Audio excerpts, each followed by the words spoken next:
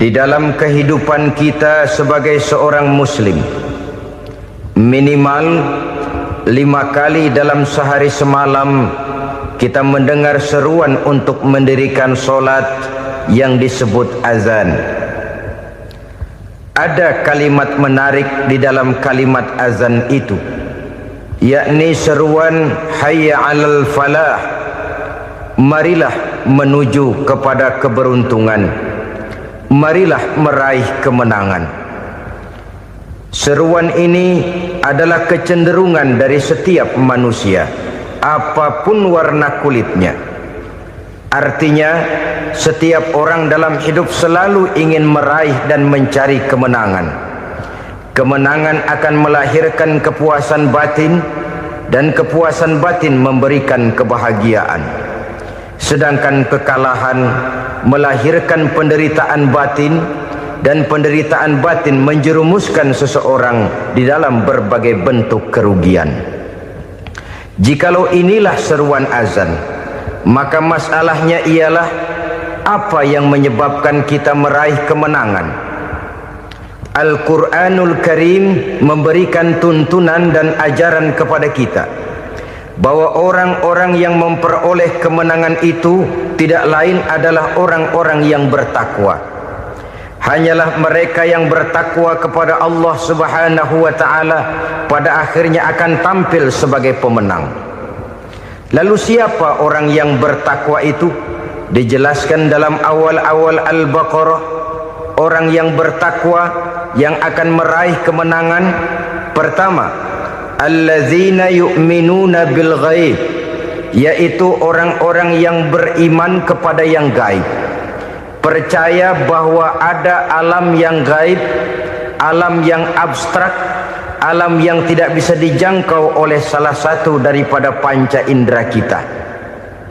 Mereka percaya dan beriman kepada adanya malaikat, beriman kepada adanya iblis dan jin, beriman kepada adanya alam kubur, beriman kepada adanya alam mahsyar, beriman kepada adanya alam akhirat, beriman kepada adanya surga dan neraka.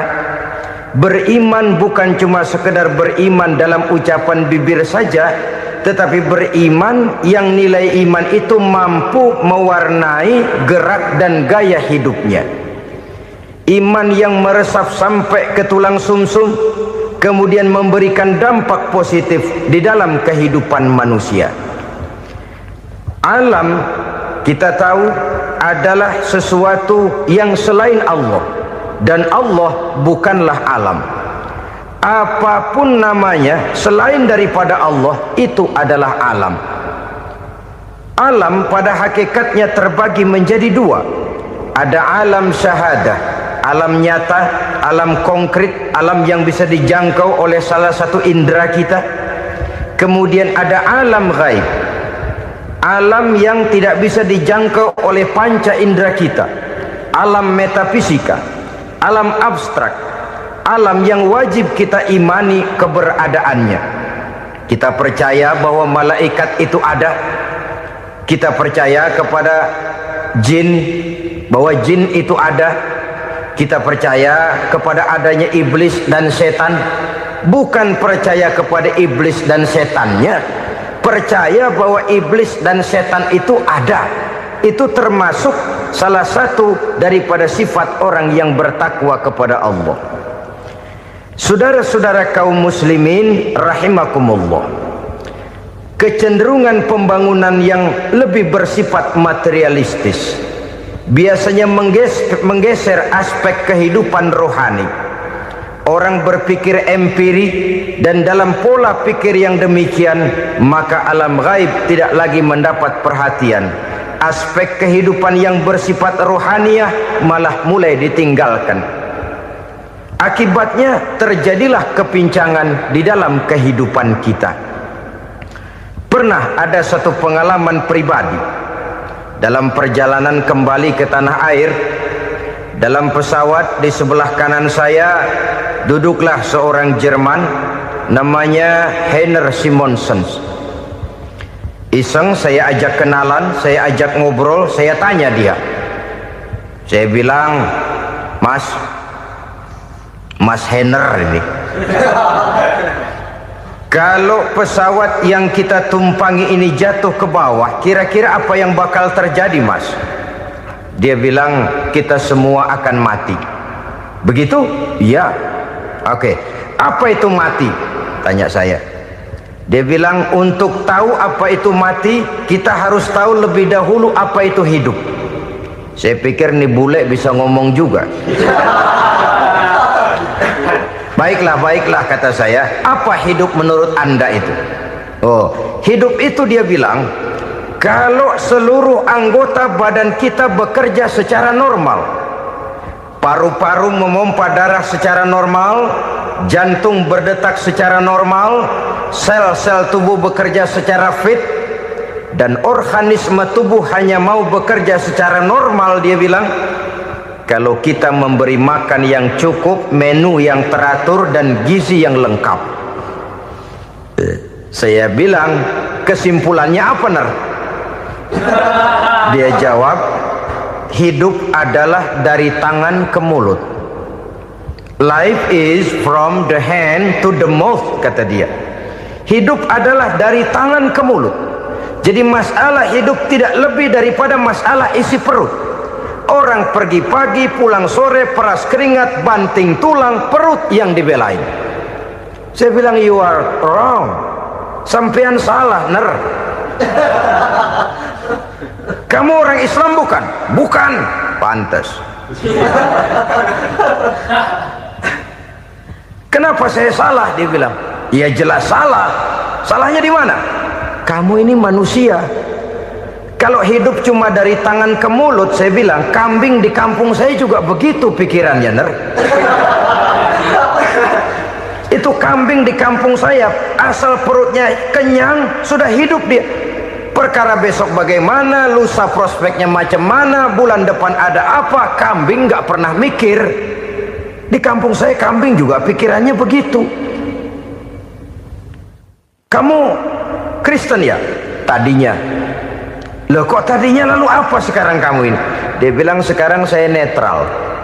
Saya tidak beragama, tapi saya percaya kepada Tuhan sebagai pencipta alam. Saya ingat benar dia bilang, I haven't any religious, but I believe to God as the creator of the world. Kenapa bisa netral begitu, Ner? Habis saya bingung katanya. Islam bilang Islam baik, Kristen bilang Kristen baik, Hindu Buddha bilang Hindu Buddha baik, semua agama baik. Saya netral sekalian, nggak beragama. Yang penting saya percaya kepada Tuhan. Saya bilang, Ner, kamu ini kayak orang mau beli celana, lalu bingung. Yang satu bilang Levi's bagus, yang satu bilang Blue Jean hebat, yang satu bilang Wool England hebat. Celana ini hebat, celana itu bagus, celana ini hebat, semua celana bagus, kamu bingung. Akhirnya netral, tidak pakai celana. Itu juga salah. Saya pikir-pikir, kemudian saya melihat bahwa dua pola berpikir Henner ini nampaknya sudah mulai menggejala di lingkungan masyarakat bangsa kita. Disadari atau tidak, secara jujur kita harus berkata, dua pola pemikiran Henner ini mulai berkembang di tengah masyarakat bangsa kita. Pertama, pola pikir materialisme. Hidup adalah dari tangan ke mulut. Masalah hidup tidak lebih masalah isi perut.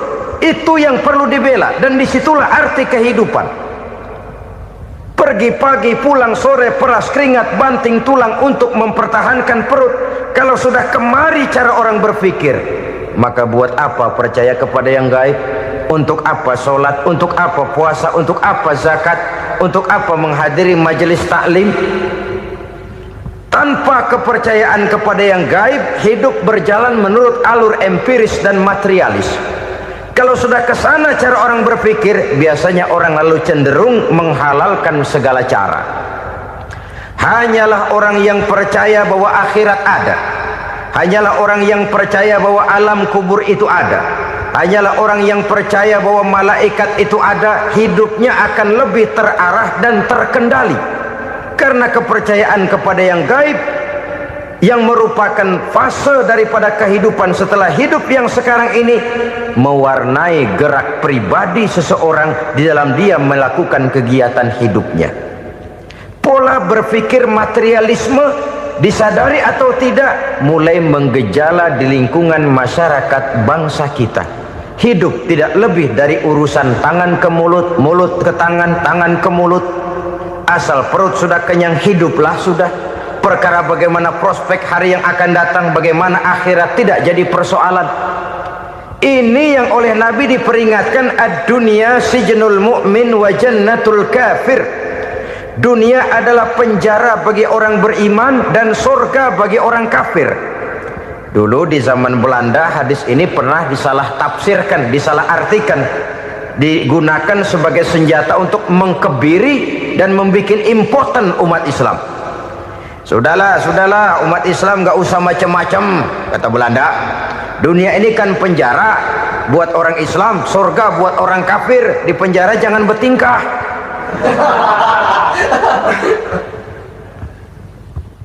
Pengertiannya tidak begitu. Dunia adalah penjara bagi orang mukmin. Artinya dalam kehidupan dunia seorang mukmin tidak bebas memperturutkan hawa nafsunya. Di penjara hawa nafsunya. Sebaliknya surga bagi orang-orang kafir. Buat orang kafir surgalah dunia ini. Mereka bebas memperturutkan hawa nafsunya, dilarang tidak terlarang, dicegah pun tidak tercegah. Mereka hidup menurut alur bisikan nafsu mereka sendiri.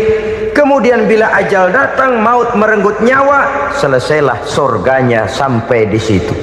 Maka bagi orang-orang yang tidak percaya kepada adanya akhirat, kepada adanya alam gaib, surganya sebatas umurnya. Sekali lagi, surganya sebatas umurnya. Bila umur selesai, ajal pun datang merenggut nyawa, selesailah sudah surganya sampai di situ. Alangkah pendeknya perjalanan orang-orang yang tidak percaya kepada alam gaib ini. Bagi kita mukmin, jikalau kita mampu memenjarakan hawa nafsu, kita bisa bahagia di dunia ini. Dan Islam memang tidak menyuruh kita sengsara di dunia. Raih dunia, kejar dunia, gapai dunia sebagai alat untuk mencapai kebahagiaan di akhirat nanti. Hidup adalah satu perjalanan panjang yang terbentang sejak kita terlahir dari alam rahim sampai kepada alam akhirat nanti. Andai kata kita gagal meraih kebahagiaan di dunia, toh kita masih punya akhirat. Tapi jangan jadi dalil yang melemahkan semangat. Biarin dah kita di dunia kebelangsak, yang penting akhirat. Akhirnya dunia benar-benar kebelangsak. Bagaimana dunia ini bisa kita raih, dan bagaimana meraih dunia untuk menunjang kepentingan akhirat nanti. Yang kedua, dari pikiran Heiner yang saya lihat menggejala di lingkungan masyarakat bangsa kita, timbulnya manusia-manusia netral. Seolah-olah Tuhan yes, agama no. Sama Tuhan percaya, agama ogah. Tuhan ngangguk, giliran agama godeng. Padahal hampir dalam setiap ayat dalam Quran, kata-kata amanu biasanya bergandeng dengan wa amilus sholihat, iman dan amal soleh. Ini sebagai isyarat Tuhan dan agama jangan pernah dipisah-pisah. Apabila kita bertuhan, maka kita harus beragama. Apabila kita beragama, maka agama itu harus bersumberkan dari Tuhan yang kita imani itu. Tidak mungkin kita pisah, Tuhan yes, agama no. Sama Tuhan percaya tapi agama bikin sendiri. Sembayangnya cukup bengong 2 jam madep ngulon.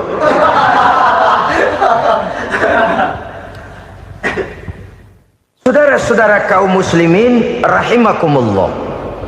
Jadi dengan demikian, agama yang kita akui merupakan unsur mutlak di dalam pembangunan sekarang ini, merupakan bagian dari kehidupan yang menuntun kita bahwa di balik alam nyata ini, di balik alam syahadah ini ada alam gaib.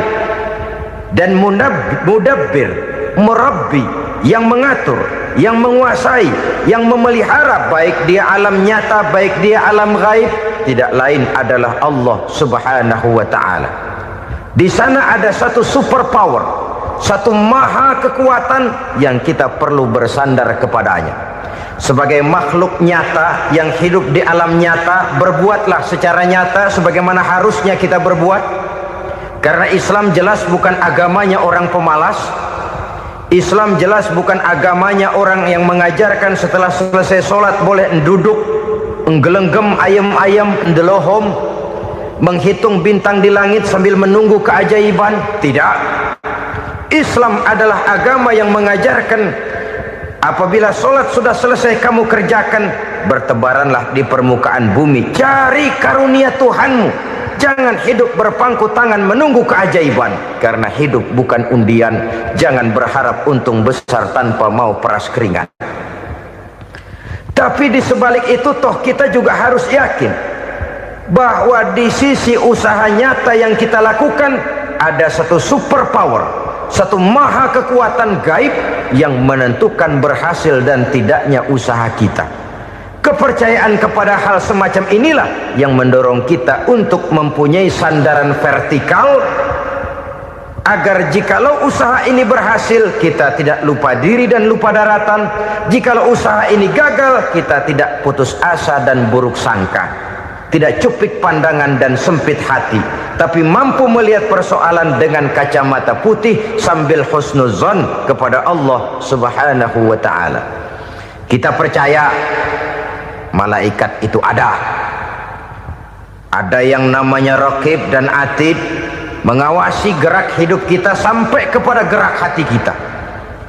Ini memberikan sugesti agar kita berhati-hati, tidak sejengkal tanah pun kita bisa berlindung dari pengawasan raqib dan atid. Ada munkar nakir yang akan menyoal kita di alam kubur. Ada malaikat Malik, penjaga neraka. Ada malaikat Ridwan yang menjaga surga. Kita percaya kepada adanya jin, kita percaya kepada adanya setan, iblis. Percaya kepada adanya, bukan mempercayai si setan, si iblis lalu menjadikannya sebagai teman. Tidak. Percaya bahwa mereka itu ada dan merupakan makhluk Allah yang gaib yang diciptakan Allah Azza wa Jalla. Kepercayaan kepada alam gaib memberikan motivasi terhadap gerak lahir manusia, sehingga dengan motivasi kepercayaan kepada yang gaib, gerak lahir jadi lebih terarah, jadi lebih terpelihara. Pernah seseorang bertanya, "Pak, apakah adanya akhirat bisa dibuktikan secara ilmiah?" Saya bilang tidak bisa, tidak bisa. Kenapa? Karena yang berangkat nggak pernah pulang kembali lagi. Kalau dia pulang kemari bisa kita tanya bagaimana enak di sono. Cuma secara moral saya katakan, lebih beruntung orang yang percaya kepada akhirat daripada yang tidak. Sekarang saudara percaya akhirat ada, lalu saudara baik-baik di dunia, sholat, puasa, zakat, menolong orang lain, menebarkan kebajikan.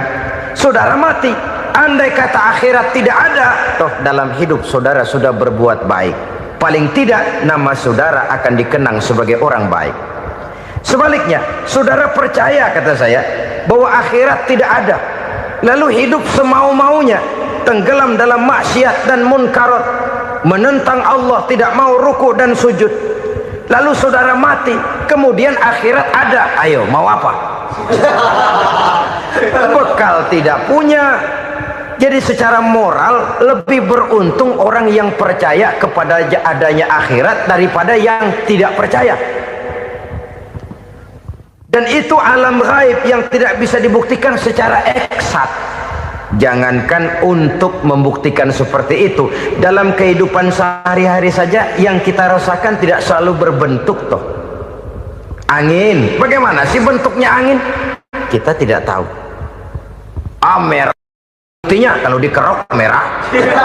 Yang merah itu kulit, yang kulit kita bukan anginnya. Sakit, rasa sakit itu ada, tapi bagaimana bentuk sakit kita nggak pernah tahu. Kalau kita makan cabai pedas, bagaimana bentuk pedas itu tidak ada, tapi rasa ada. Bentuk pedas hijau, cabenya bukan pedasnya. Tidak semua yang kita rasakan bisa kita gambarkan dalam bentuk yang konkret. Oleh karena itu, sekali lagi bahwa kepercayaan kepada alam yang gaib mampu memberikan satu sugesti yang menata kehidupan seseorang lebih lurus, lebih terarah, dan lebih terkendali. Maka wajar kalau kepercayaan kepada yang gaib mengantarkan seseorang untuk meraih kemenangan. Kenapa? Dia percaya kepada yang gaib, bahwa akhirat ada, bahwa alam kubur ada, bahwa pertanggungan jawab itu ada. Maka dia lalu tidak hidup saenae udele dewe, itu loh. Tidak hidup menurut seleranya sendiri, terarah, teratur. Ini cirinya yang pertama. Orang bertakwa yang akan meraih kemenangan, mereka beriman, mereka percaya kepada yang gaib. Bahkan hal-hal konkret saja selalu berangkat dari yang gaib. Saudara-saudara, para remaja, para pemuda sekarang ini tidak pernah tahu toh siapa yang akan jadi teman hidup saudara. Kita bisa saja ngerancang, mentargetkan, tapi toh akhirnya yang namanya jodoh bukan kekuasaan kita. Rezeki di luar kemampuan kita. Begitu juga ajal. Maut, jodoh, ajal adalah contoh-contoh konkret bahwa pada akhirnya yang gaiblah yang menentukan. Bertahun-tahun ngelancong, emang jodoh seret, nggak jadi.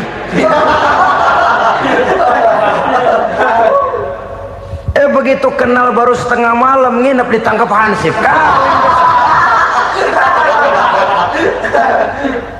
Hal-hal semacam itu kadang-kadang kita berpikir suuzon, gilet, perempuannya cakep banget, lakinya rebek amat. Memang begitulah jodohnya. Memang begitulah jodohnya. Saudara hadirin ma'asyiral muslimin yang saya hormati, jadi hal-hal yang konkret saja kita yakini sepenuhnya ditentukan oleh satu superpower yang gaib itu tadi. Dari sanalah segala ketentuan itu berangkat dan kesanalah segalanya akan kembali. Maka kepercayaan kepada yang gaib meluruskan gerak hidup seseorang dan itu akan mengantarkan dia kepada meraih kemenangan. Satu. Yang kedua, wa yuqimuna shalah. Orang bertakwa yang akan meraih kemenangan itu adalah orang-orang yang mendirikan sholat. Kenapa sholat mengantarkan orang untuk meraih kemenangan? Yang jelas, inna sholata tanha anil fahsya'i wal munkar. Sholat mampu mencegah manusia dari perbuatan keji dan munkar. Banyak filsafat hidup yang terkandung di dalam sholat ini. Sejak kita wudhu sampai kita menghadap ke arah kiblat, sampai kita melakukan gerak-gerak sholat, bacaan-bacaan yang ada di dalam sholat, lalu sampai kepada mengucapkan salam. Banyak filsafat hidup yang terkandung di dalam sholat. Umpamanya saja, setelah takbiratul ihram mulai kita dengan sholat dalam posisi berdiri, diajarkan dalam kitab-kitab fikih agar kita melihat ke arah tempat sujud. Ini kan filsafat kehidupan. Kalau kamu sholat dalam posisi berdiri, lihat tempat sujud. Jangan sholat mata jelalatan, sebab nanti bisa mengurangi kekhusyuan. Jadi wajar kalau yang dikatakan bahwa yang paling afdol adalah shaf yang di depan. Kenapa? Secara harfiah pengertiannya akan lebih mengundang kekhusyuan. Kenapa? Kalau kita di shaf paling depan di masjid umpamanya paling banter kita lihat tembok. Tapi kalau kita shaf di tengah atau di belakang, orang-orang di depan kita pun akan kelihatan. Yang bajunya loreng, yang bajunya genggang, yang bajunya macam-macam. Kita lihat, kadang-kadang kita pikirin, ada yang bajunya bolong. Kita sholat tapi dalam hati, nih orang bajunya robek yang nggak tahu apa. Ada saja hal-hal yang mengusik kekhusyuan kita. Oleh sebab itu diajarkan dalam posisi berdiri, lihat, arahkan pandangan matamu kepada tempat sujud. Ini kan filsafat kehidupan. Maksudnya apa? Kalau lagi diri lihat dong tempat sujud. Kalau udah di atas ingat dong sama yang bawah. Kalau sudah tinggi, ingat dong dari mana kamu berangkat. Kalau sudah berkuasa, bantu dong yang lemah. Kalau sudah kaya, santuni dong yang miskin. Kalau sudah alim, bimbing dong yang awam. Ini filsafat kehidupan. Dalam posisi berdiri, kau lihat tempat sujud. Ini akan melahirkan kepekaan sosial, di mana seseorang mau tahu kepada orang lainnya. Bagaimanapun kaya kita, tinggi pangkat dan jabatan kita, jikalau hidup hanya untuk kepentingan perut sendiri saja, rasanya belum membawa manfaat di dalam kehidupan kita. Tapi efek yang tertinggi sesungguhnya, solat mencegah manusia dari perbuatan keji dan munkar. Perbuatan keji dan munkar, walaupun kelihatannya mendatangkan uang, membawa keuntungan, tapi itu keuntungan semu, keuntungan sementara. Dengan menipu orang lain kita bisa dapat untung, tapi tidak membawa berkah, dan itu adalah kerugian besar dalam kehidupan kita. Maka untuk meraih kemenangan harus dimulai dengan membentuk kepribadian yang tegar, memiliki sandaran vertikal yang langsung kepada Allah Subhanahu wa ta'ala, dan itu hanya bisa kita tempuh melalui jalur ibadah formal yang sudah ditentukan Allah, yakni solat yang 5 waktu. Untuk memperkuat itu ada solat-solat sunnah, rawatib, nawafil sebagai terminal kontrol cadangan untuk memelihara stabilitas temperatur batin di dalam kita berhubungan dengan zat yang maha gaib, yaitu Allah Subhanahu wa ta'ala. Orang sering bertanya, Pak, itu tetangga saya nggak sholat, duitnya nggak habis-habis, Pak. Nggak sholat tapi mobilnya tambah terus, nggak sholat tapi usahanya makin maju. Tapi di sisi lain ada orang yang rajin sholat, rezekinya butak bener, anaknya mana kurus, mana korengan. Saudara hadirin ma'asyiral muslimin rahimakumullah, harus saya katakan bahwa solat memang bukan untuk cari duit. Solat adalah sandaran vertikal kita kepada Allah. Sedangkan soal rezeki itu berkaitan dengan sifat Allah maha pengasih dan maha penyayang. Allah maha pengasih, siapapun dikasih kalau mau usaha. Allah maha penyayang, tidak semua orang disayang oleh Allah Azza wa Jalla.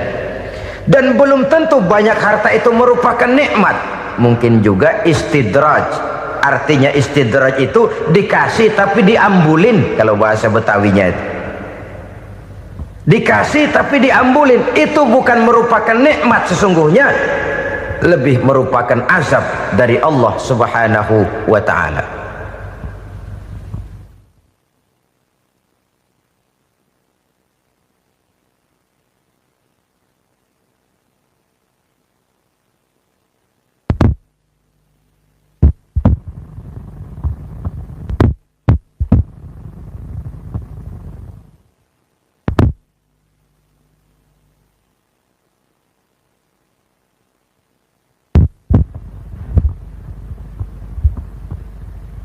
Agama mempunyai sistem solat, dan kita umat Islam telah dituntun oleh Allah Subhanahu wa ta'ala yang wajibnya 5 kali dalam sehari semalam mendirikan solat, dan itu tentu berada dalam jangkauan kemampuan manusia.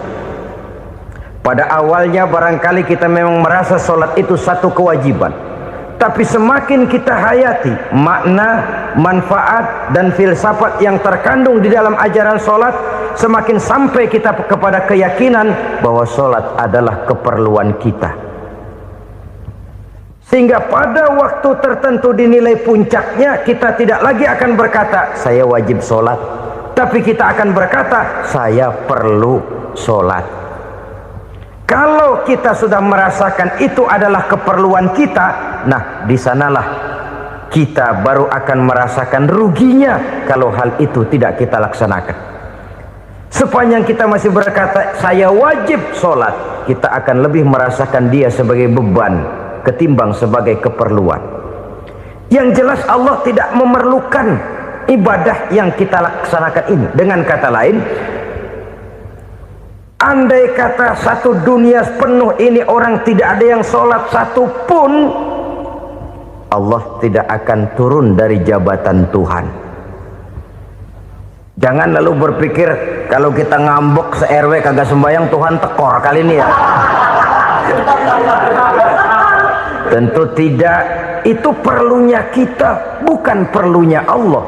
Dan pada induknya kita akan berkata, saya perlu agama. Kalau secara induk kita sudah memerlukan agama, maka konsep-konsep yang ada di dalam ajaran agama itu pun adalah juga merupakan keperluan kita. Baik dia bernama sholat, baik dia bernama puasa, baik dia bernama zakat, baik dia bernama haji, seluruhnya adalah keperluan kita. Dan sesuatu yang kita perlukan apabila tidak kita laksanakan akan melahirkan kerugian di dalam kehidupan. Jangan heran kalau kita membaca riwayat perjalanan hidup para salafus soleh, orang-orang soleh. Ada yang tahajud sampai 100 rakaat, ada yang sholat malam kakinya sampai bengkak. Kita sekalinya bengkak biri-biri. Ada yang sholat membaca surah dalam Al-Quran sampai khotam Quran. Kok mau? Mereka sudah merasakan itu keperluan. Itu saja soalnya. Satu saat pun jikalau kita merasa bahwa itu keperluan saya, kita pun akan melaksanakan seperti itu. Keperluan saya dalam kehidupan. Inilah yang kedua. Yang ketiga, orang bertakwa yang akan meraih kemenangan itu, wa mimma razaqnahum yunfikun. Mereka membelanjakan sebagian daripada rezeki yang diberikan Allah kepada mereka. Mereka infakkan di jalan Allah. Ada satu dialog menarik. Satu hari seorang anak muda bertemu dengan seorang kakek-kakek yang sudah dikenalnya baik. Bertanyalah anak muda ini, "Kek, umur kakek berapa tahun?" 15 tahun, kata si kakek. Anak kakek berapa orang? 1. Harta kakek berapa banyak? 15 juta. Si anak muda ini bengong, lalu protes, "Kok kakek bohongin saya?" "Kenapa?" "Saya tahu umur kakek 70 tahun. Kenapa ngaku 15? Saya tahu anak kakek 5. Kenapa bilang 1? Saya tahu kakek miliuner, miliaran uang kakek. Kenapa ngaku cuma 15 juta? Begini, kata si kakek tadi. Benar, umur saya 70 tahun. Tapi dari umur yang 70 tahun itu baru 15 tahun terakhir ini saya merasakan ibadah kepada Allah. Meninggalkan maksiat, jauh dari segala macam munkarat. Maka yang 15 tahun inilah yang benar-benar saya rasakan sebagai umur saya. Benar anak saya 5, tapi yang 4 susah diatur. Cuman 1 rasanya nih yang bakal jadi si buah hati belahan jantung, pelanjut cerita penerus sejarah. Cuma 1 ini yang saya harapkan, yang akan jadi anak soleh, yang akan membuat saya menerima pensiunan pahala. Kalau yang 4 apek dah, nggak ada harapan. Yang 1 nyekek botol melulu. Oh begitu, iya. Lalu kenapa kakek bilang harta kakek cuma 15 juta padahal saya tahu kakek uangnya miliaran, depositonya banyak? Ya karena 15 juta itulah yang saya ingat yang pernah saya belanjakan di jalan Allah. Saya merasa itulah harta saya yang sebenarnya. Yang miliaran yang saya simpan di bank kelak, kalau satu saat saya mati, akan jadi rebutan di antara anak-anak saya. Iya kalau anak saya soleh kayak yang 1 ini.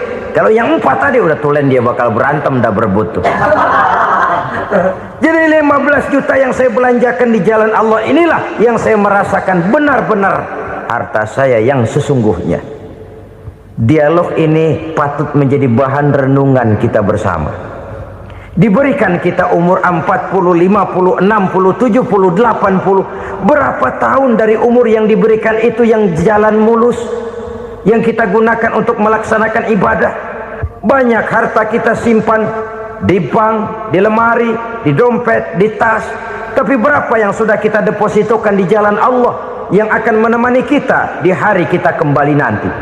Maka orang bertakwa yang akan meraih kemenangan, wa mimma razaqnahum yunfikun, mereka membelanjakan sebagian dari rezeki yang diberikan Allah di jalan Allah subhanahu wa ta'ala. Ma'asyiral muslimin rahimakumullah, zahirnya memang kita memberikan kepada orang lain, tapi hakikatnya kita menyimpan untuk diri kita sendiri. Kita memberikan kepada yatim piatu 25.000, zahirnya kita memberikan si yatim, hakikatnya kan kita cuma nyimpan. Saya berikan, titip kepadamu, ini untuk saya di akhirat. Kau boleh belikan baju, kau boleh belikan untukmu makan, kau boleh bayarkan sekolahmu, ini untuk saya. Hakikatnya kita nyumbang masjid 1 juta, zahirnya kita berikan kepada panitia masjid, tapi hakikatnya kan cuma titip 1 juta ya, untuk saya di alam kubur nanti. Silahkan kau boleh belikan semen, ini uang, belikan besi, belikan pasir, saya cuma sekedar titip untuk kepentingan saya. Hakikatnya kita cuma sekedar menitip. Sebagaimanapun pada hakikatnya, apapun yang kita miliki dalam kehidupan kan cuma sekedar hak guna pakai, bukan hak milik mutlak. Harta kita, rumah kita, kendaraan kita, kebun kita, pabrik kita, hak guna pakai saja. Hak milik mutlak cuma untuk Allah subhanahu wa ta'ala. Saudara-saudara kaum muslimin rahimakumullah, ini yang ketiga. Kemudian yang keempat, orang-orang bertakwa yang akan meraih kemenangan, allazina yu'minuna bima unzila ilaika, mereka yang beriman, mereka yang percaya kepada apa yang telah diturunkan kepadamu Muhammad, ay Al-Quran, yakni Al-Quranul Karim. Setelah percaya kepada yang gaib, mendirikan solat, kemudian menginfakkan sebagian dari rezeki yang diberikan Allah, mereka juga lalu percaya kepada yang diturunkan terhadap Nabi, yaitu tidak lain Al-Quranul Karim. Sekali lagi di sini, percaya bukan hanya sekedar percaya saja, tetapi percaya lalu menjadikan Al-Quran itu sebagai pedoman hidup. Sebab memang Al-Quran itu adalah GBHM, garis-garis besar haluan muslim. Apa yang harus kita lakukan, apa yang harus tidak kita lakukan, bagaimana mestinya kita bertingkah laku dan berbuat, seluruhnya tercantum di dalam Al-Quranul Karim. Itu sebabnya ketika satu hari Aisyah ditanya bagaimana akhlak Rasul, beliau menjawab, kana Rasulullah sallallahu alaihi wasallam khuluquhul Quran. Akhlak daripada Rasulullah tidak lain adalah Al-Quran. Jawaban simpel ini memberikan gambaran bahwa keseluruhan daripada konsepsi Quran sudah diterjemahkan dalam kehidupan Rasulullah sallallahu alaihi wasallam. Karena kita tahu akhlak adalah keseluruhan dari gerak hidup manusia, sejak ia berpribadi, berumah tangga, bertetangga, bermasyarakat, sampai kepada berbangsa dan bernegara. Al-Quran tetap memberikan sentuhan nilainya. Oleh karenanya, orang-orang yang bertakwa adalah orang-orang yang menjadikan Al-Quran sebagai pedoman dalam kehidupannya. Dan kita yakini Al-Quran diturunkan kepada Nabi Muhammad bukan merupakan produk Nabi Muhammad. Isi dan redaksinya langsung dari Allah subhanahu wa ta'ala. Kemudian cirinya yang kelima, orang bertakwa yang akan meraih kemenangan itu, wa ma unzila min qablika, tidak hanya sekedar percaya kepada yang diturunkan terhadap Nabi Muhammad yaitu Al-Quran, mereka juga percaya kepada apa yang pernah diturunkan kepada para nabi, kepada para rasul sebelum Nabi Muhammad. Percaya kepada adanya suhuf, percaya kepada adanya Taurat, percaya kepada adanya Injil, percaya bahwa Allah dahulunya sudah menurunkan Taurat kepada Musa, percaya bahwa Allah sudah menurunkan Injil kepada Isa, percaya Injil ada, Taurat ada, diturunkan Allah untuk Isa dan Musa, tetapi tidak wajib mengamalkannya karena kita sudah diberikan Al-Quranul Karim. Ini yang perlu saya garis bawahi. Kita percaya Allah telah menurunkan Injil dahulu kepada Isa. Kita percaya bahwa Allah telah menurunkan Taurat dahulunya kepada Nabi Musa. Kadang-kadang ini dijadikan dalih, dikacaukan pengertiannya. Quran saja mengajarkan bahwa orang yang bertakwa harus percaya kepada Injil, maka pakailah Injil. Apalagi kalau ayat sebelumnya ditilap, dihapus, dihilangkan, Injilnya yang ditekankan, maka akan terjadilah penekanan yang salah arah. Karena salah arah akhirnya bisa merusak dan menghancurkan akidah. Ketika Rasul suatu saat pernah ditanya orang, "Ya Rasul, bagaimana sikap kita sebagai muslim terhadap Injil yang ada sekarang?" Beliau menjawab, "La tukadzibuhu jami'an wa la tusaddiquhu jami'an." Jangan didustakan seluruhnya, jangan juga dibenarkan semuanya.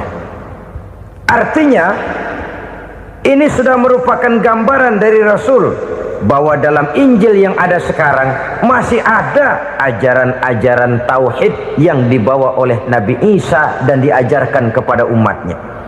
Tapi juga dalam Injil yang sekarang ini sudah terkena intervensi dan investasi manusiawi. Karena itu Rasul menyimpulkan, la tukadzibuhu jami'an wa la tusaddiquhu jami'an. Jangan didustakan semua, jangan dibenarkan seluruhnya. Kita memang percaya Allah telah menurunkan Injil kepada Nabi Isa dulu, tapi kita tidak wajib mengamalkan Injil. Kita percaya Allah telah menurunkan Taurat kepada Nabi Musa, tapi kita tidak wajib mengamalkan kitab ajaran Taurat. Yang wajib kita percayai dan kita amalkan hanyalah Al-Quranul Karim. Kenapa? Oleh karena baik yang ada di dalam Taurat, baik yang ada di dalam Injil, tentu tercakup di dalam Al-Quran sebagai kitab terakhir yang diturunkan oleh Allah Subhanahu wa Ta'ala. Dan itu wajar. Kalau seorang pejabat mau mengeluarkan satu keputusan baru, tentu dia harus meninjau keputusan-keputusan lama. Andai kata dianggap tidak berlaku, dianggap tidak relevan lagi, maka keputusan-keputusan lama itu tentu sudah dianggap tidak berlaku. Sebagian daripada aturan-aturan dalam keputusan lama yang masih dianggap relevan tercantum dalam keputusan baru yang wajib diamalkan. Begitulah hubungannya antara Al-Quran, Taurat, Zabur, dan Injil. 4 kitab samawi yang diturunkan Allah masing-masing kepada Zabur untuk Nabi Daud, Taurat untuk Nabi Musa, dan Injil untuk Nabi Isa alaihi wassalatu wassalam. Ketiga-tiga kitab itu kita percayai adanya. Kita yakini Allah telah menurunkan Zabur, Taurat, dan Injil, tapi kita tidak wajib mengamalkannya. Yang wajib kita mengamalkannya sekarang ini tidak lain hanyalah Al-Quranul Karim saja, karena ia mencakup apa yang ada di dalam Zabur, apa yang ada di dalam Taurat, dan apa yang ada di dalam Injil.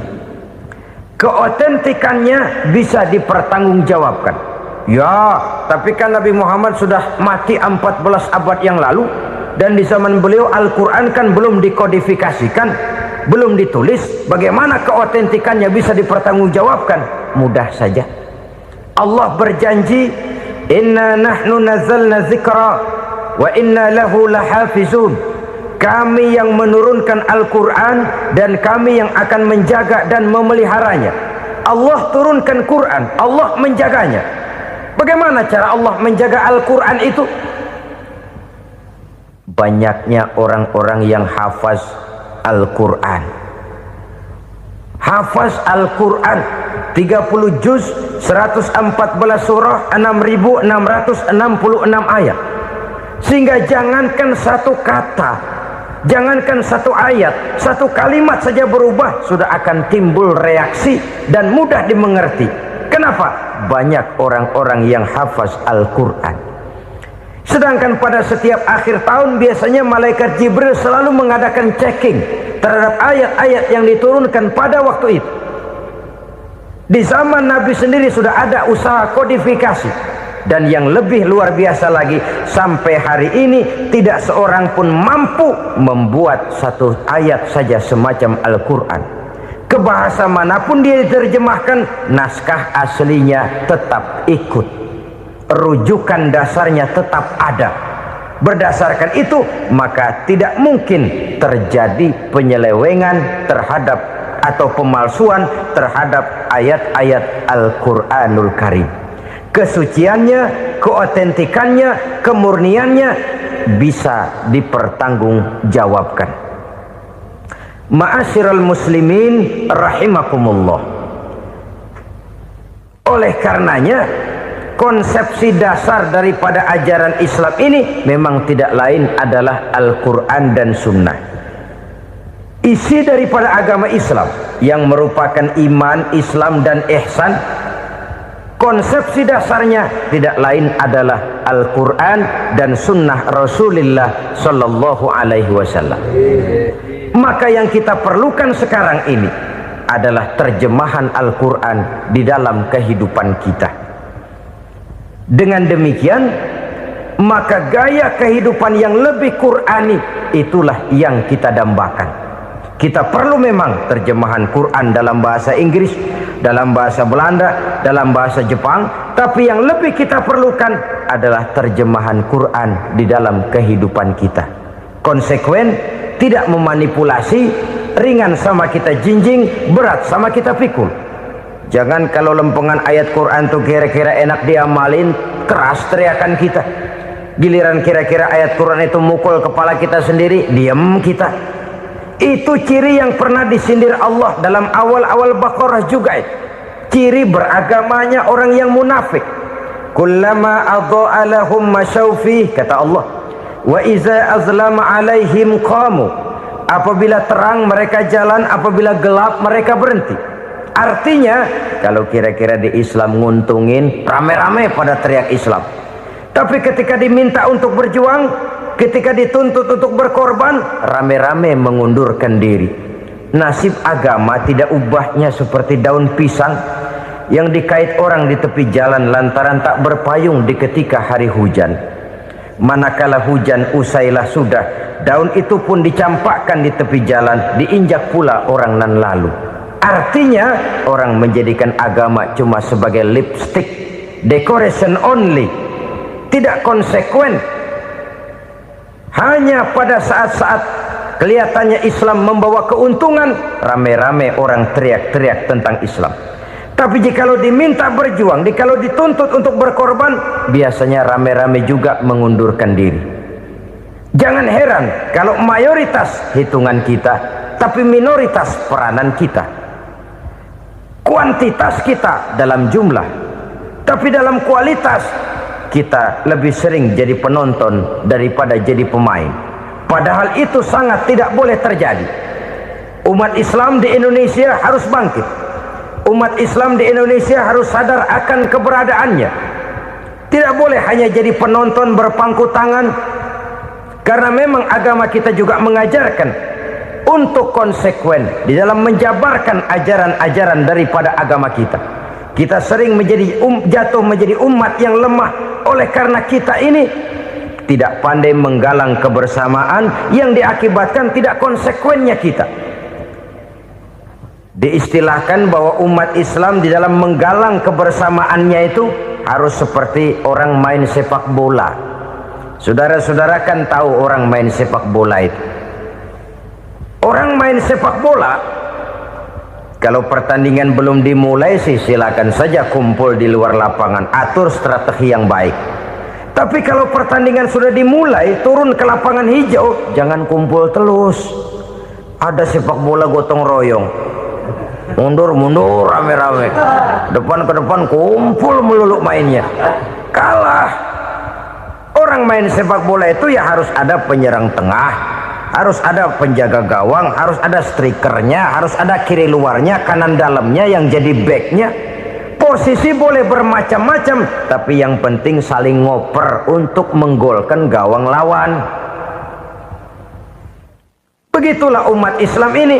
Boleh ada yang jadi pejabat, boleh ada yang jadi pengusaha, boleh ada yang jadi petani, silakan ada yang jadi seniman, ada yang jadi penyair, ada yang jadi artis sekalipun. Tapi kalau sudah berhasil menguasai bola, jangan lupa operannya.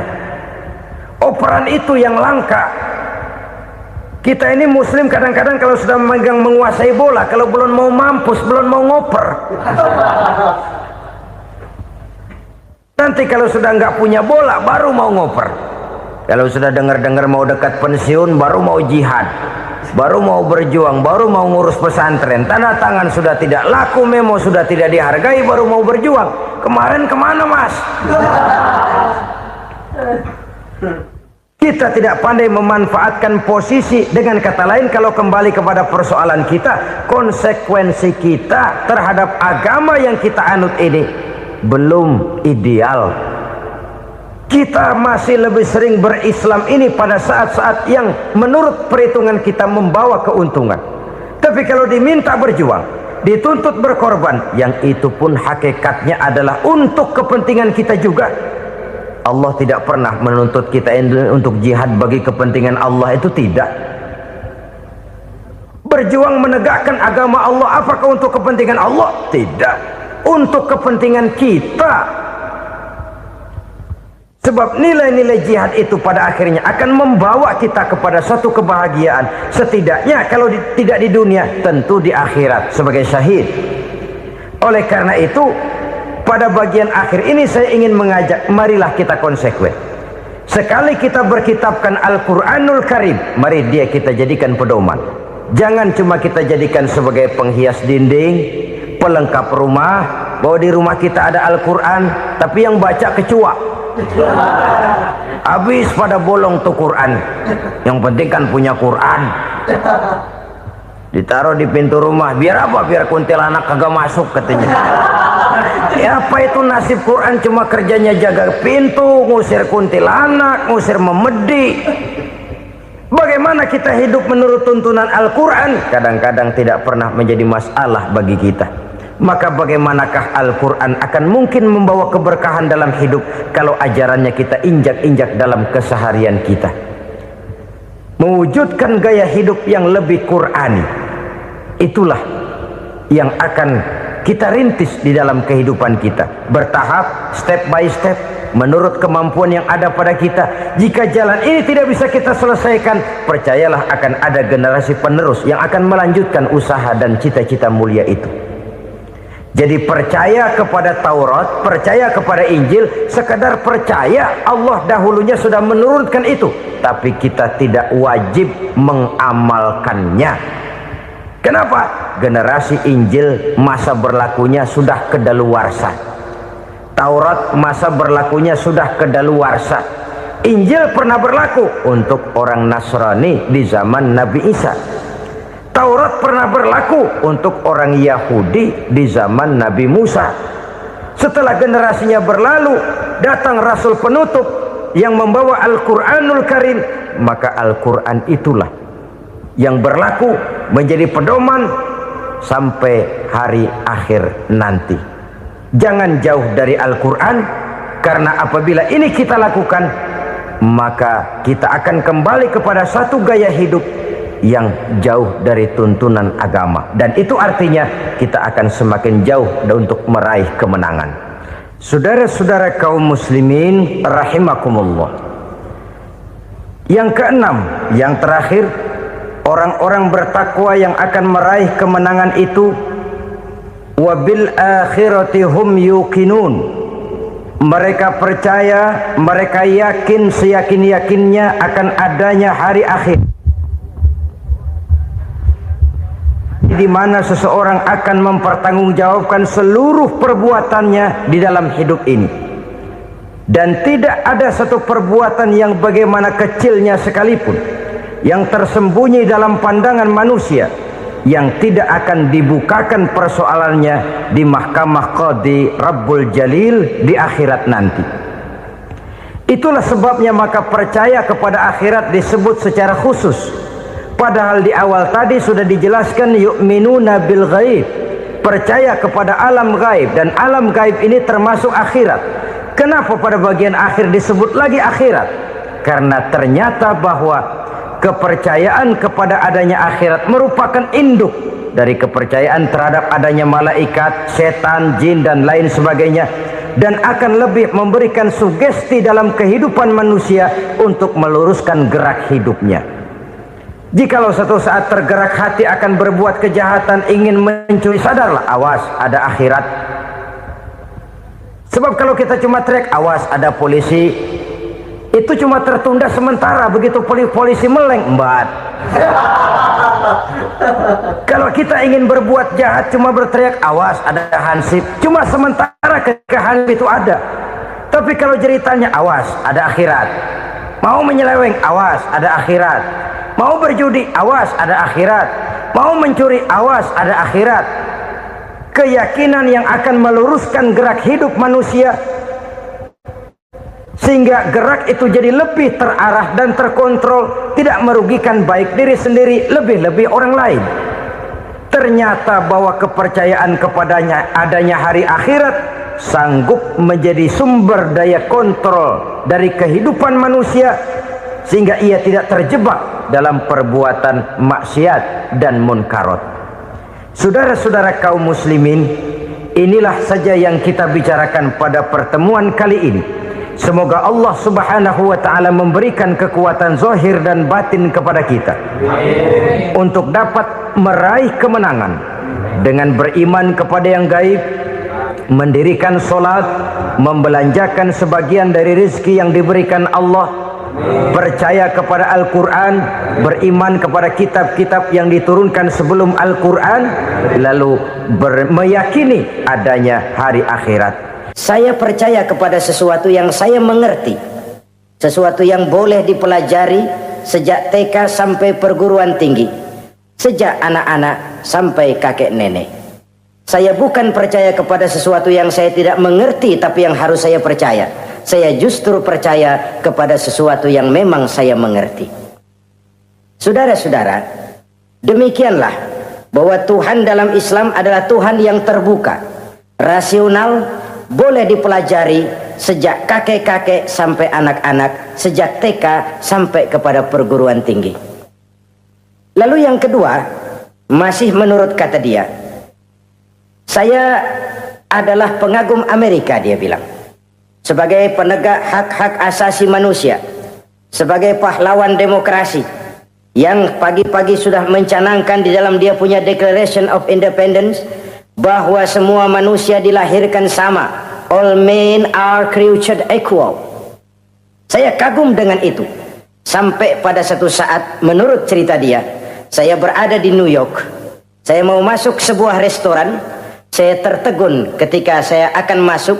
Di pintu restoran itu tertulis white only, white only, hanya melayani kulit putih. Artinya sing kulite ireng minggir. Saya gelo, saya nelongso, bahasa Inggrisnya. Katanya all men are created equal, semua manusia dilahirkan sama. Lah ini kok tegel-tegele, kok sampai hati bikin tulisan hanya melayani kulit putih. Sampai saya melihat dalam Islam ini betapa si kulit putih dan si kulit hitam duduk saling berdampingan. Masjid menjadi simbol semangat kebersamaan mereka. Siapapun masuk masjid, buka sepatu. Di sana mereka menghadap ke arah yang sama, menyembah Allah Tuhan yang sama, mengikuti cara Rasul yang sama, melakukan gerak yang sama, membaca bacaan yang sama, dengan bahasa yang sama. Persaudaraan seperti inilah yang lama saya dambakan. Ini kenapa saya memilih Islam. Saudara-saudara kaum muslimin, saya ingin menggunakan cerita ini sebagai pengantar bahwa salah satu misi Islam memang membebaskan manusia dari ras diskriminasi. Nabi menyatakan, innallaha la yanzuru ila suwarikum wa amwalikum, walakin yanzuru ila qulubikum wa a'malikum. Sungguh Allah tidak melihat tampangmu, Allah tidak melihat potonganmu, Allah juga tidak melihat hartamu. Yang Allah lihat adalah hati dan amal perbuatanmu. Islam membebaskan manusia dari ras diskriminasi. Dari manapun orang datang, apapun warna kulitnya, dari suku apapun ia dilahirkan, akidah mengikatnya dalam satu persaudaraan yang mesra, persaudaraan Islam. Nilai manusia dengan demikian bergantung kepada ketakwaannya. Takwa, seperti kita tahu, adalah bahasa Quran yang sudah menjadi bahasa kita. Sedemikian sering kalimat ini dipakai, sampai-sampai ia mengalami pergeseran dari arti yang sebenarnya. Takwa, sejauh yang kita baca dari peninggalan para ulama kita, mempunyai konotasi imtithalul awamir wajtinabun nawahi. Melaksanakan seluruh yang diperintah Allah dan meninggalkan semua yang dilarangnya. Apa perbedaan prinsipnya? Kalau melaksanakan perintah itu sesuai dengan kemampuan, tapi menjauhi larangan itu mutlak. Enak kalau ada ayat jauhilah larangan Allah semampu kamu, enak. Yang semampu kita itu melaksanakan perintah, tapi kalau sudah meninggalkan larangan mutlak, jauhi, tinggalkan. Disitulah nilai ketakwaan seseorang. Ini kan enggak, karena takwa digunakan oleh semua orang, akhirnya artinya bergeser. Semua ngomong takwa. Pejabat kalau dilantik bertakwa, bertakwa, bertakwa, sampai membleh bertakwa. Setelah pelantikan mata takwa ngalor dia ngidul. Harus dikembalikan kepada pengertian asalnya. Takwa itu adalah komitmen seseorang kepada perintah Allah dan komitmen meninggalkan yang dilarangnya sesuai dengan kemampuan.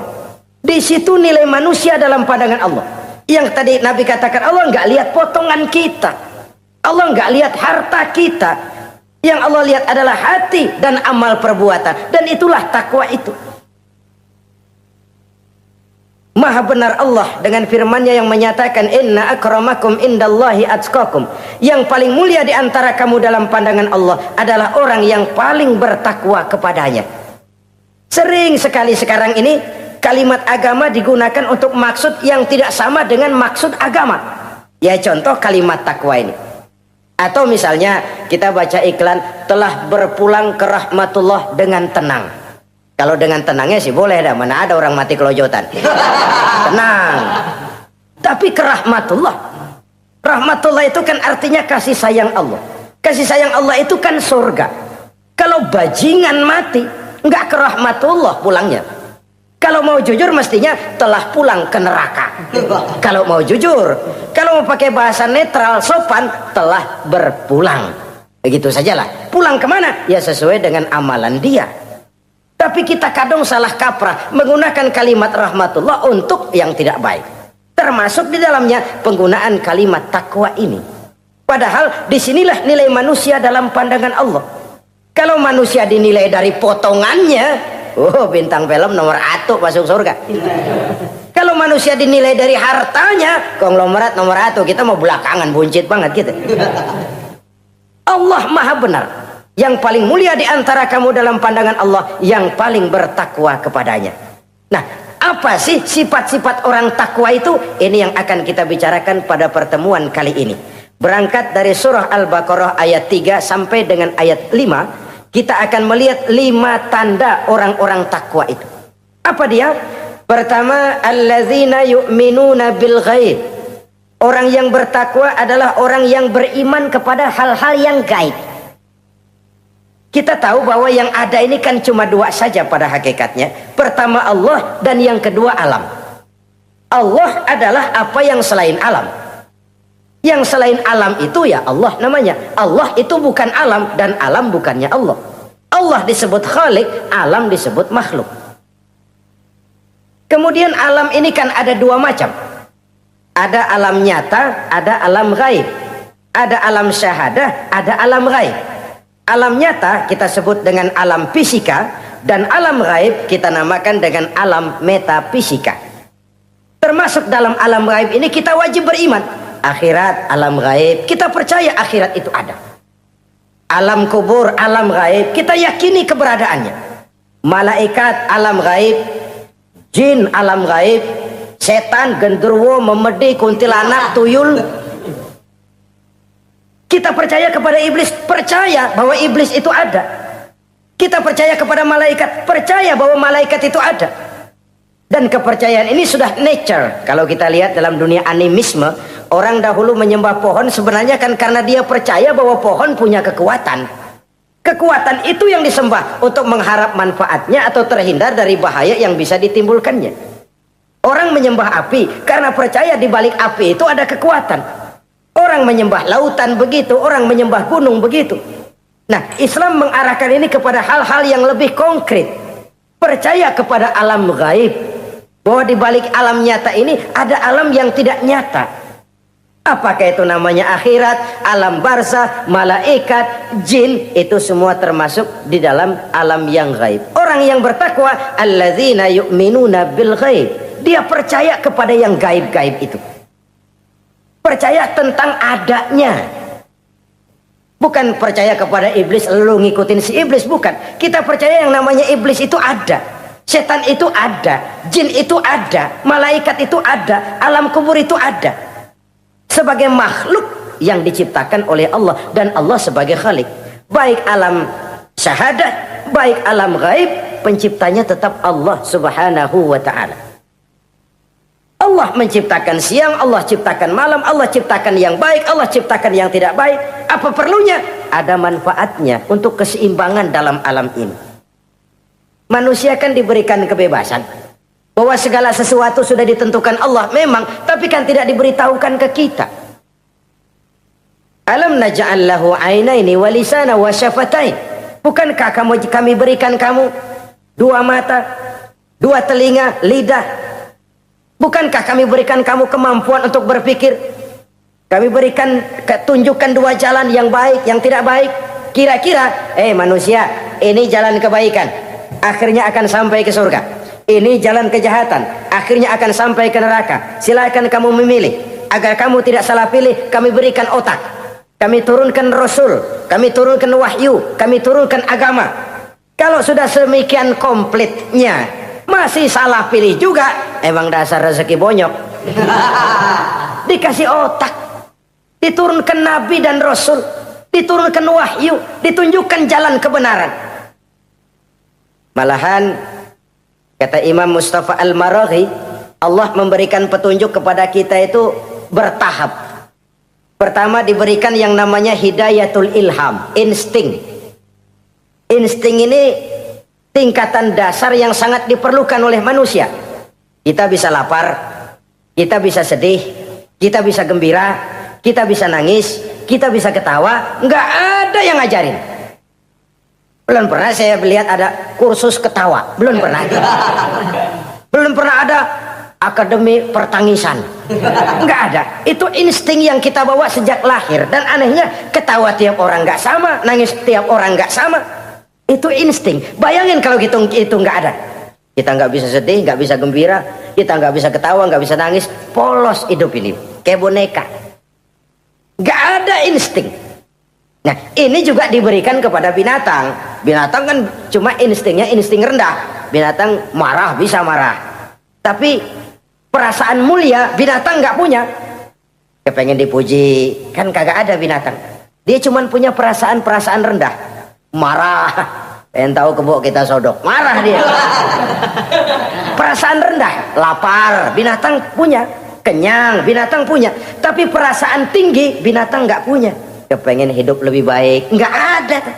Kepengen hidup terhormat, nggak ada. Senang kalau dipuji, nggak ada. Coba dah kebo kita puji habis-habisan, diam aja dia. Waduh, lu Bo bukan main Bo, hebat bener. Ya tetap aja kebo. Atau kita caci maki, nggak bakal dia marah. Ini perasaan tinggi, ingin lebih baik, ingin lebih terhormat, senang kalau dipuji, marah kalau dicaci. Itu perasaan tinggi yang hanya diberikan kepada manusia. Manusia dipuji senang, dicaci marah. Orang kita puji walaupun wah kamu hebat bener, walaupun dia bilang ah kamu bisa aja, tapi kupingnya tetap aja mekar. Senang kalau dipuji. Insting yang rendah diberikan juga kepada binatang, tapi bukan insting yang tinggi.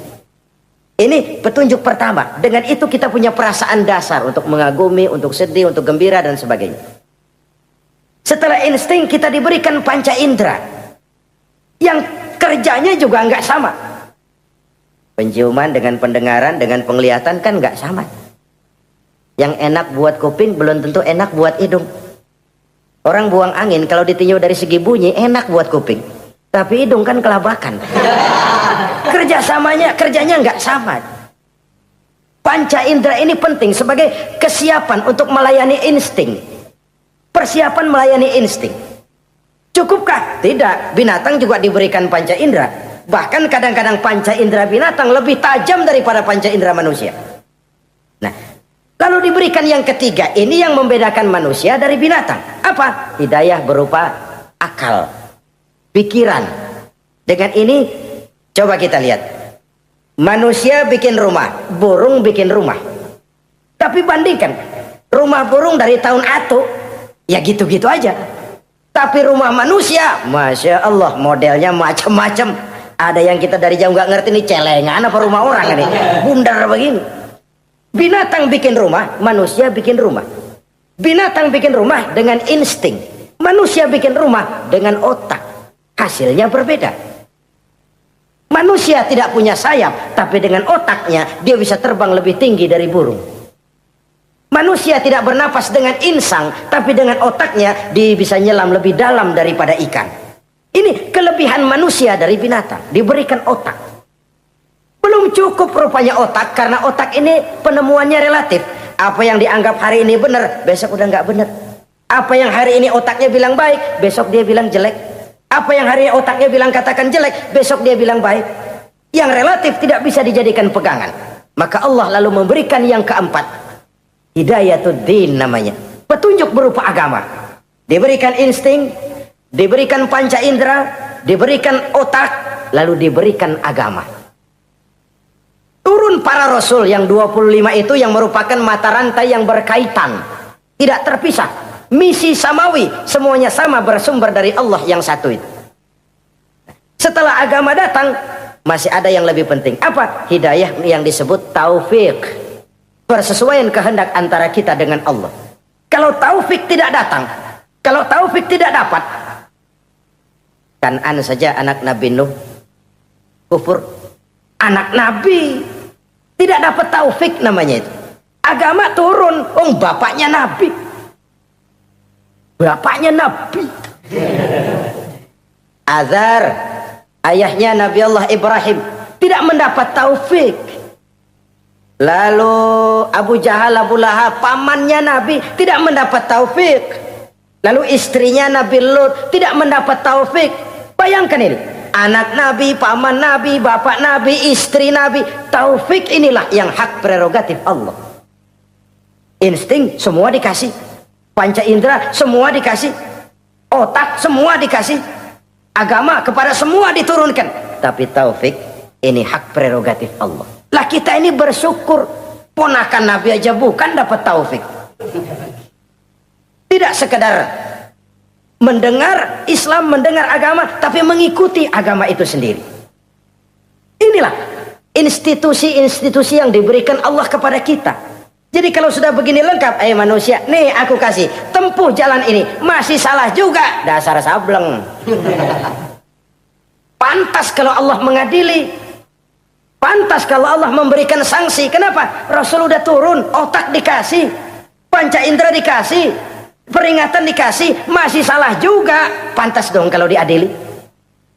Kecuali kalau Allah nggak nurunin apa-apa, hidup dah selagu-lagu lu sono, mau guling mau gupak terserah deh. Kalau begitu lalu ada pengadilan, nggak adil. Ini institusinya lengkap kok. Pantas kalau Allah mengadakan pengadilan di akhirat. Pantas kalau Allah meminta kita pertanggungan jawab. Komplit begini rupa. Nah, termasuk di dalamnya kita percaya kepada yang gaib ini. Bahwa ada yang tidak nyata di balik yang nyata ini. Ada yang kita percaya kebaikannya. Ada yang kita percaya sekedar percaya saja. Kayak setan, iblis, kita percaya adanya. Tapi kan nggak wajib ngikutin. Termasuk mempelajari ilmu-ilmunya setan, ilmu-ilmunya iblis. Tenung, santet, nujum-nujuman, ramal-ramalan. Itu kan ilmu-ilmunya setan, ilmu-ilmunya iblis. Belajar saja pun jangan. Belajar saja pun nggak boleh, apalagi sampai mengamalkannya. Karena tatkala kita belajar, apalagi mengamalkan, kita sudah bersekutu dengan setan dan iblis. Nauzubillah summa nauzubillah. Ini yang pertama. Jadi orang yang bertakwa itu sifatnya yang pertama, dia percaya kepada yang gaib. Di balik yang nyata ada yang tidak nyata. Lah, saudara-saudara, jangankan yang alam seperti ini ya, alam kubur, alam akhirat. Masih di alam nyata ini saja ada sesuatu yang hanya kita bisa rasakan tapi nggak bisa kita lihat, nggak bisa kita pegang. Contohnya angin. Ada tuh, kita rasain tapi kan nggak bisa kita pegang. Bentuknya bagaimana kita nggak tahu. Wah, merah pak, kenapa? Buktinya dikerok. Itu mah merah kerokan, bukan warna angin merah. Sesuatu yang ada tapi hanya bisa kita rasakan. Pedas, makan cabai pedas. Pedas itu ada, tapi kan abstrak. Mana sih pedasnya? Nggak bisa kita pegang, nggak bisa kita lihat, tapi kita rasain. Oh, itu yang hijau mah cabai, mang. Pedasnya mana pedasnya? Sesuatu yang cuma ada rasa, tanpa bentuk, tanpa bisa kita jamah. Ini satu langkah untuk mengantar kita memahami yang gaib, yang masih dalam alam nyata saja. Ada sesuatu yang kita cuma merasakan adanya, tapi kita nggak bisa lihat, kita nggak bisa pegang. Makanya ada orang tanya, Pak, itu kalau orang mati dibacain Fatihah di sono apa pahalanya nyampe tuh? Saya jawab, kalau ente nggak percaya mati dulu dah. Mati dulu, bacain Fatihah, tungguin di sono. Kalau nggak nyampe balik lagi kemari. Long bagaimana hal-hal yang kayak begitu? Wong sholat saja kita nggak tahu sholat kita diterima atau tidak oleh Allah. Kita puasa, kita hanya melaksanakan. Allah mau terima apa tidak kita nggak tahu. Itu yang nyata-nyata, apalagi sudah berkaitan dengan hal-hal yang gaib. Ini sifat yang pertama, orang yang bertakwa, alladzina yu'minuna bil ghaib, dia percaya kepada yang gaib. Alam kubur itu ada, alam akhirat ada, malaikat ada, jin ada, surga ada, neraka ada, dan lain sebagainya.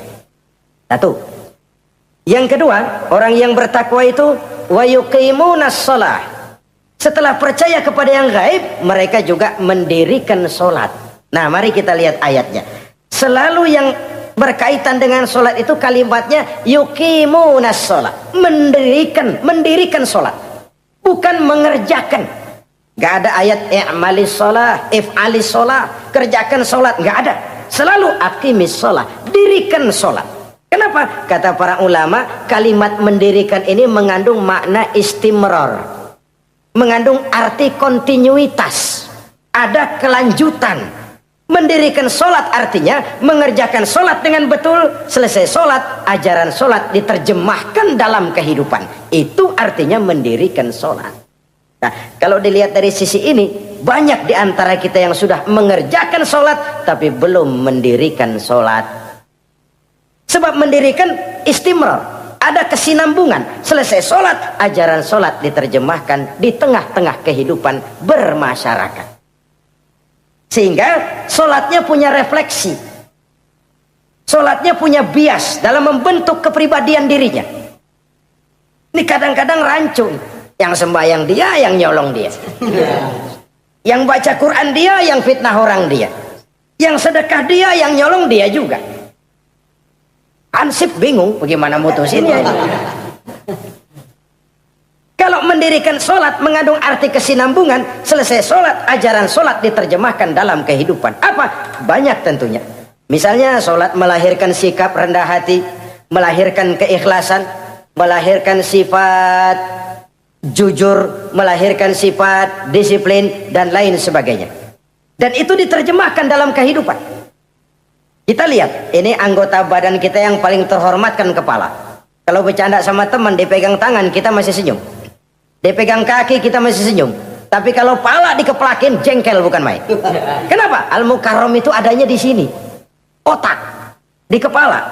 Tapi kepala yang kita hormati ini, ketika sujud di hadapan Allah, sama rendahnya dengan telapak kaki kita. Allahu Akbar. Yang besar cuma Allah. Manusia, kepala sama rendah dengan telapak kaki. Kesadaran ini membias, selesai sholat, kembali ke masyarakat, sombongnya hilang. Apalagi ikhlas. Sholat itu kan lillahi ta'ala. Orang mau puji apa tidak, enggak soal.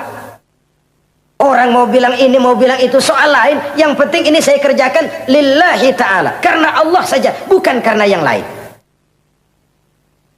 Disiplin. Sehari semalam 5 kali kita lapor kepada Sang Maha Komandan. Bagaimana tidak akan tercegah dari perbuatan yang keji dan munkar? Seorang prajurit saja, kalau sehari semalam 5 kali dia lapor kepada komandannya, saya yakin dia tidak akan sempat melaporkan yang tidak baik. Pantas kalau Al-Quran memberikan jaminan solat mampu mencegah manusia dari perbuatan yang keji dan munkar. Masih ada yang tanya, Pak, katanya sembahyang mencegah orang berbuat jahat. Iya, teman saya kok sembahyang nyolong ayam. Bagus, sembahyang nyolong ayam. Coba nggak sembahyang, nyolong motor. Gedean lagi yang dicolong.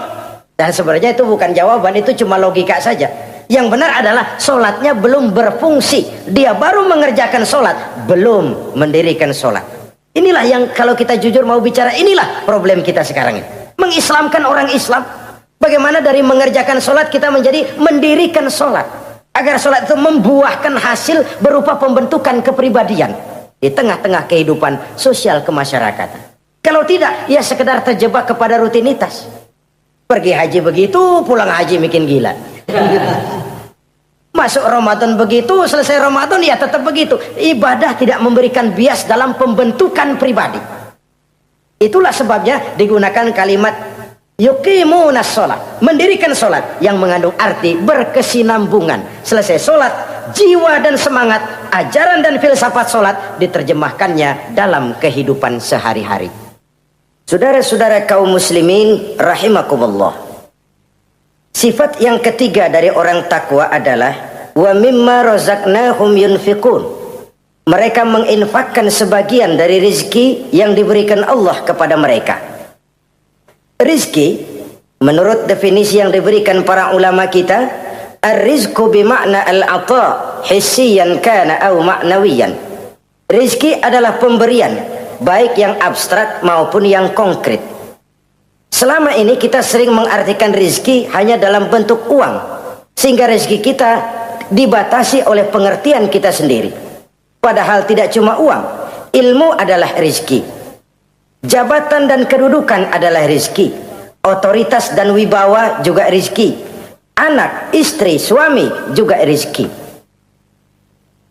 Ketika ayat ini mengatakan wa mimma razaqnahum yunfiqun, mereka menginfakkan sebagian dari rizki, yang dimaksud di sini adalah rizki yang konkret dalam bentuk materi, uang, benda dan lain sebagainya. Orang yang bertakwa sadar benar, dari Allah rizki datang, ke jalan Allah rizki dibelanjakan. Semakin kita rajin membelanjakan rizki di jalan Allah, biasanya akan semakin mengalir rezeki dari Allah. Semakin bakhil kita, kadang-kadang rezeki juga malas deketin kita. Yang keempat, orang yang bertakwa itu alladzina yu'minuna bima unzila ilaika wa ma unzila min qablik. Mereka beriman, mereka percaya kepada apa yang diturunkan terhadap Muhammad, yaitu Al-Quran, wa ma unzila min qablika, dan apa yang telah diturunkan sebelum kamu, yaitu Taurat, Zabur dan Injil. Orang yang takwa percaya bahwa Allah dahulu telah menurunkan Taurat kepada Musa, Allah telah menurunkan Zabur kepada Nabi Daud, Allah telah menurunkan Injil kepada Nabi Isa. Percaya sekadar percaya, tidak wajib mengamalkan ajarannya. Kita percaya Taurat itu kitabnya Allah, Injil dahulu yang diturunkan kepada Nabi Isa kitab Allah, Zabur kitab Allah. Percaya sekadar percaya, bukan percaya kemudian mengamalkan, bukan. Karena dengan turunnya Al-Quran, maka seluruh kitab-kitab terdahulu sudah tercakup di dalam Al-Quran. Orang yang bertakwa percaya kepada apa yang diturunkan terhadap Nabi Muhammad. Apa itu? Al-Quranul Karim. Bagaimana kepercayaan kita kepada Al-Quran? Bahwa dia kitab suci yang isi dan redaksinya langsung dari Allah, yang kita membacanya beribadah, mengerti atau tidak mengerti artinya. Akan lebih baik setelah bisa membaca, mengerti, kemudian mengamalkannya dalam kehidupan kita. Saudara-saudara, kalau kita adakan konteks ini di mana-mana, modernisasi, globalisasi, kemajuan sering membawa pergeseran nilai. Dulu, ini zaman dulu ya, waktu listrik belum masuk desa, kita rasakan betul kalau masuk kampung berasa banyak orang Islam, padahal rumah pakai lampu templok, lampu tempel, paling banter patroma. Tapi kita masuk kampung berasa kok banyak orang Islam. Kenapa? Suara Al-Quran kedengaran dari rumah-rumah. Kenapa? Ada anak-anak muda lagi latihan baca barzanji. Kenapa? Ada patayat, santri-santri wanita lagi baca solawatan. Kenapa? Nenek-nenek lagi ngapalin sifat 20 sembari nyisik. Wujud artinya ada, maka mustahil Allah. Zaman dulu terjadilah modernisasi, listrik masuk desa. Apa yang kita lihat? Rumah pada terang, terus televisi main gede-gedean, lalu radio kaset main kenceng-kencengan. Tergeserlah suara Al-Quran, apalagi solawatan, apalagi barzanjian. Apa tidak boleh? Ya boleh saja. Apa tidak bagus? Ya bagus saja. Tapi kalau harus menggeser, apalagi menggusur nilai-nilai positif, itu yang kita prihatin. Kan Nabi mengingatkan, la tattabi'anna sunnana man kana qablakum shibran bi shibrin wa zira'an bi zira'in. Kamu akan ikuti tingkah laku orang-orang sebelum kamu. Cuma ikut-ikutannya nggak berasa, sejengkal, lalu sehasta, lalu semeter, lalu 3 meter. Begitu enak kamu ikut-ikutan budaya orang lain, sampai yang kamu ikuti masuk lubang biawak, kamu akan masuk juga ke dalamnya. Inilah kehidupan kita, inilah kehidupan anak-anak kita. Jujur mereka lebih kenal Valentine Day daripada Muharram. Anak-anak kita, anak-anak muslim, kalau kita menghitung Muharram sampai Zulhijjah nggak hafal. Kalau Januari sampai Desember, anak-anak kita bangun tidur hafal. Muharram sampai Zulhijjah, jangan anaknya, bapaknya keder. Kita hanyut oleh budaya-budaya yang, ya bukan saya katakan bukan tidak baik, tapi kalau harus menggeser, apalagi menggusur yang ada kaitannya dengan nilai agama, ini kan ironi. Ikut-ikutan kita sejengkal, semeter, sampai yang diikutin masuk lubang biawak, udah kadang asik ikut, ya ikut juga nyemplung ke dalamnya. Orang sering katakan mula-mula dari nama dulu nih yang kagak begitu kelihatan pengaruhnya. Mula-mula malu pakai nama yang berbau Quran, malu pakai nama yang berbau Islam. Dari nama nanti dia pindah ke pakaian, dari pakaian dia pindah ke pergaulan. Kalau sudah pindah ke pergaulan, dikhawatirkan pindah agama pun nggak terasa. Wah, semua agama sama, semua agama bagus. Lalu bagaimana? Bagaimana musimnya aja. Ironi, menyedihkan, memilukan, bahkan memalukan. Yang tidak boleh kan fanatik kepada guru, yang tidak boleh kan fanatik kepada suku. Kalau kepada agama fanatik itu wajib, dalam arti bukan sempit, berpegang teguh kepada agama. Satu sikap yang wajar, bahwa penganut suatu agama menganggap cuma agamanya yang benar. Itu sikap setiap penganut agama. Orang Kristen begitu, orang Hindu begitu, orang Buddha begitu. Kenapa kalau orang Islam begitu lalu dianggap ekstrim? Sebagai Muslim saya yakin cuma Islam yang benar. Kristen juga akan bilang begitu. Kristen yang benar, Buddha juga akan bilang begitu.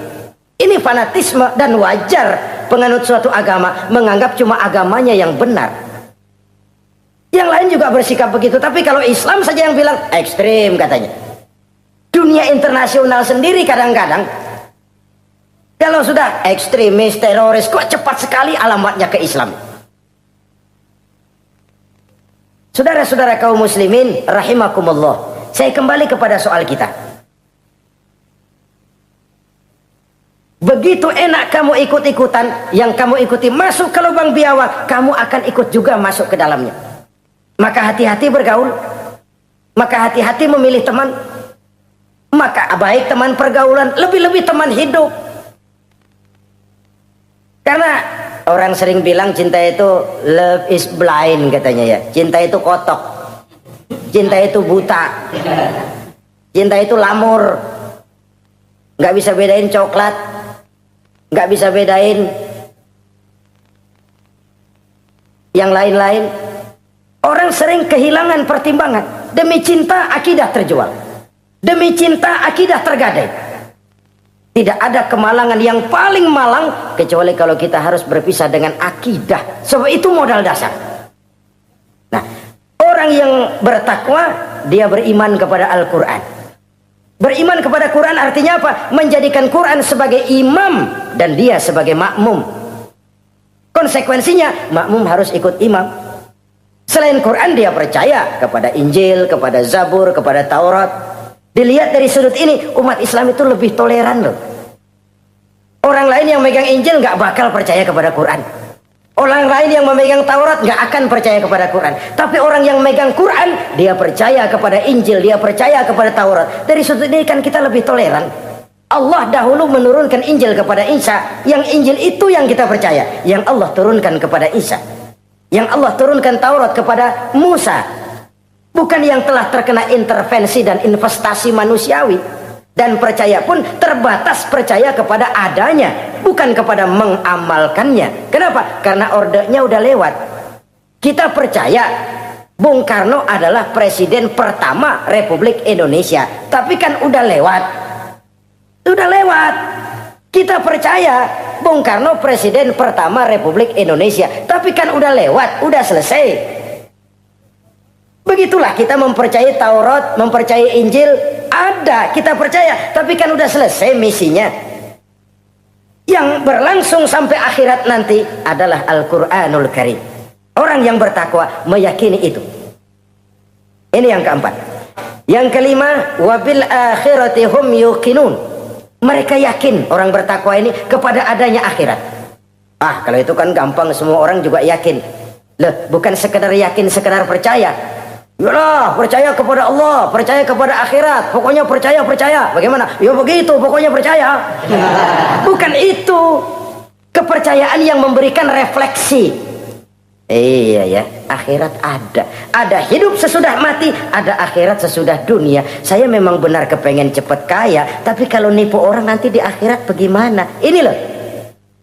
Saya memang benar kepengen cepat naik pangkat, tapi kalau mesti jilat atas injak bawah, sikut kiri kanan, teman jadi lawan, lawan jadi teman, di akhirat saya bagaimana? Ini loh percaya akhirat itu. Saya memang benar kepengen cepat kaya, tapi kalau makan renten nanti di akhirat bagaimana? Kepercayaan yang mewarnai gerak kehidupan. Kalau percaya sekedar percaya, yang buta campur budak juga percaya akhirat ada. Tapi kan kepercayaan yang memberikan refleksi, mewarnai gerak hidup kita. Loh, enggak gitu. Orang yang percaya akhirat itu gayanya enggak gitu. Orang yang percaya akhirat itu sikapnya enggak gitu. Orang yang percaya akhirat jalannya enggak gitu. Orang yang percaya akhirat ngomongnya enggak asal ngomong. Kepercayaan yang memberikan refleksi terhadap gerak hidup. Nah, ini refleksi dari sifat-sifat takwa.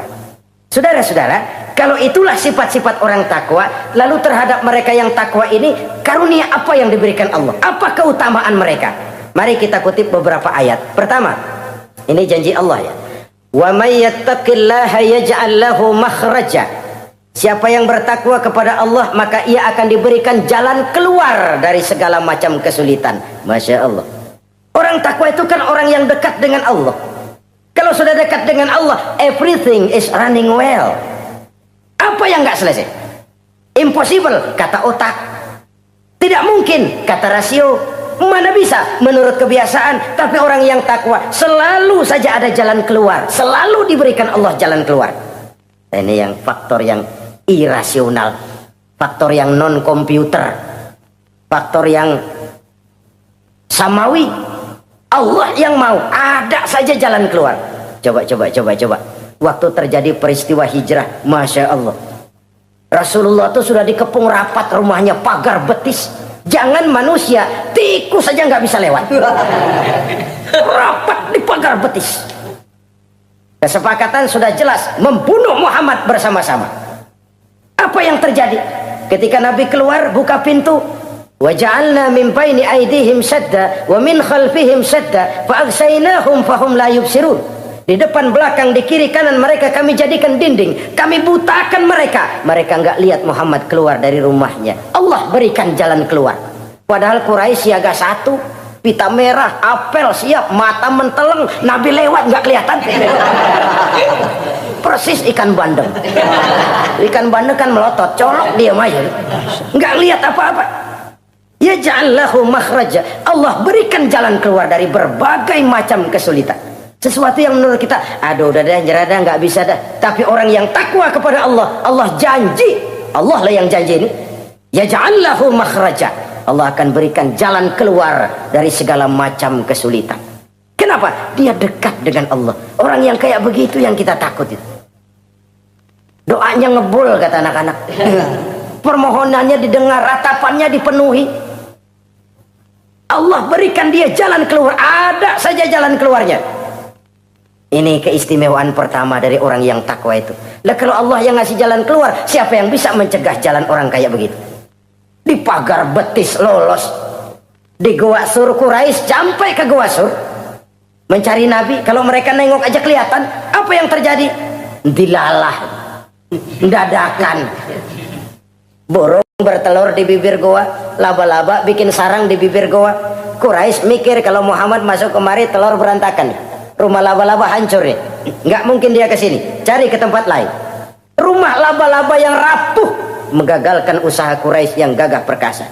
Yaj'al lahu makhraja, Allah berikan jalan keluar. Ini yang pertama.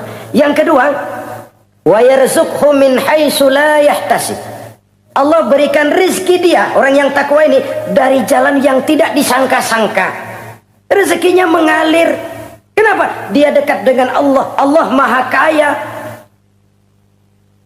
Kadang-kadang nih orang kerjaannya sujud doang, mengangkat tangan, rezekinya ada aja. Allah yang kaya. Allah yang maha tahu. Orang yang takwa walaupun gajinya kagak ada, penghasilannya gede. Allah yang memberi. Jangan lupa itu, ada gaji ada penghasilan. Kalau gaji kan ada ukurannya. Kadang-kadang ada orang gajinya kecil, penghasilannya gede. Umpamanya jadi lurah musim gusuran. Itu penghasilan. Kalau gaji bisa diukur, tapi penghasilan gede lah. Kalau semeter komisinya sekian kan gede tuh penghasilan. Ada juga yang memang gaji gede, penghasilan gede. Ini pejabat-pejabat yang banyak sikutannya tuh. Saudara-saudara kaum muslimin, orang yang bertakwa itu yarzuqhu min haitsu la yahtasib. Allah berikan rizki lewat jalan yang dia nggak sangka-sangka. Ada aja jalannya. Nggak punya duit tapi haji bisa pergi. Nggak punya duit tapi ya hidupnya wajar. Tamu datang balahan. Pernah itu ada tamu di Jawa Timur sana datang ke rumah seorang kiai. Ratusan tamu dikasih makan semua. Padahal kiai rumahnya gede. Tamu ada yang dalam hatinya nyeletuk, ini kiai bisa ngasih makan orang satu rombongan banyak begini, duit dari mana ini? Dalam hatinya disamperin sama kiai, kamu jangan buruk sangka, ini rezeki halal. Bukan cuma rezeki, dia bisa ngerti hati orang. Mukasyafah, Allah bukakan apa yang Allah nggak bukakan buat orang lain. Ini karunia, dan itu hanya mungkin dengan takwa. Itu tadi, komitmen kepada perintah Allah, menjauhi larangannya. Mukasyafah, dibukakan pintu oleh Allah. Dia bisa lihat yang orang nggak lihat, dia bisa tahu yang orang lain nggak tahu.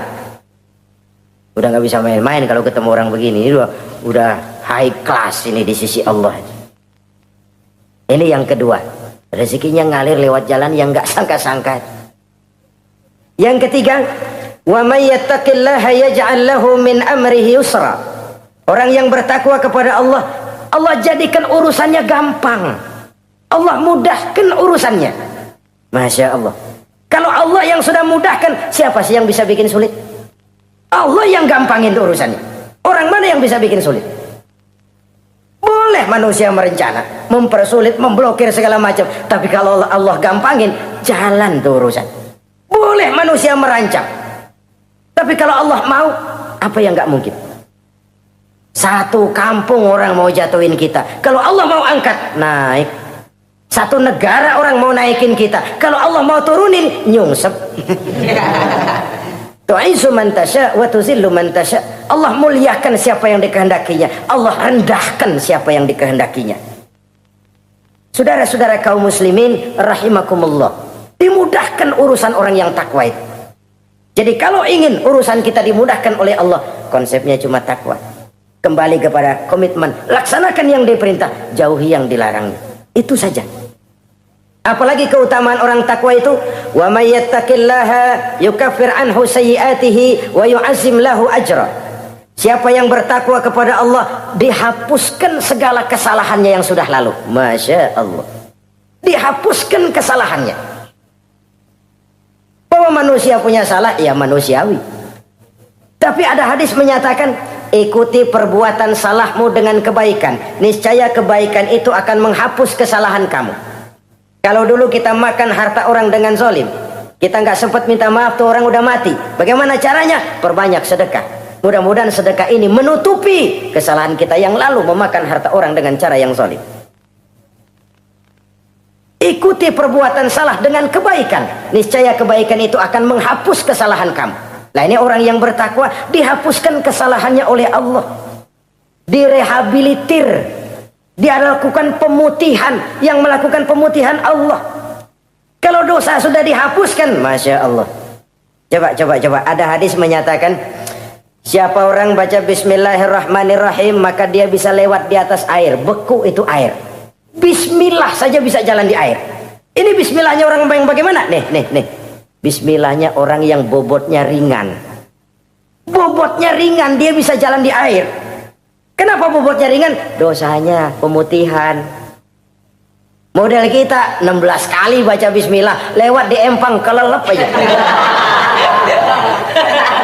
Bobot kita kelewat berat oleh lapisan-lapisan dosa. Makin banyak dosa, makin berat bobot. Lalu bagaimana kita mau mendapat kemudahan dari berbagai urusan? Bung, dosa kita berlipat-lipat. Kata Imam Ghazali, hati itu kayak kaca, bening pada asalnya. Itu kan fitrah. Tiap kali kita berbuat dosa, noda, plek, plek, plek. Tapi orang yang rajin istighfar, orang yang rajin berbuat baik, noda itu dia bersihin tuh, dia lap, rek. Sehingga kaca ini walaupun dia terkena kotoran, tapi bersih lagi. Kenapa? Rajin dilap, rajin istighfar, rajin berbuat baik untuk menutupi kesalahan. Tapi kalau istighfar tidak berbuat baik berat, itu nanti itu kotoran-kotoran di kaca itu berubah jadi tieng. Tahu tieng? Udah susah diilangin kotorannya, berkarat di atas kaca. Kalau dosa sudah berkarat di hati, susah dihapus, berat untuk taubat, berat untuk melakukan kebajikan, itu sudah kerugian besar buat kita semua. Orang yang baik bukan orang yang tidak pernah salah. Orang yang baik adalah orang yang kalau dia berbuat salah dia sadar, dijadikannya pelajaran untuk tidak diulanginya lagi pada masa yang akan datang. Manusia dalam Islam tidak dilahirkan dengan dosa, tidak. Manusia bertanggung jawab terhadap perbuatannya sendiri-sendiri. Oleh karenanya, apabila kita terjatuh berbuat salah, cepatlah adakan perbaikan. Orang yang bertakwa dihapuskan kesalahannya oleh Allah, dilakukan pemutihan. Ya sama juga televisi lah. Kita dulu udah lupa bayar, kelamaan numpuk. Akhirnya kan kata petugas, yang bulan ini bayar aja dah, yang bulan ini aja dah, yang lain mah pemutihan. Kenapa? Dia sudah lihat kita punya tanda-tanda baik, pengen membayar dengan sebagaimana mestinya. Dari ketakwaan kepada Allah. Lalu wa yu'azzim lahu ajra. Orang yang bertakwa itu diperbesar pahala kebaikannya. Masya Allah. Sudah dosa dihapus, dia diampuni, diputihkan, kebaikannya dilipat gandakan pahalanya. Padahal kita semua sama-sama maklum. Inilah kenikmatan Islam. Kalau kita berbuat jahat, dibalas dengan yang setimpal. Kalau kita berbuat baik, dibalas berlipat ganda.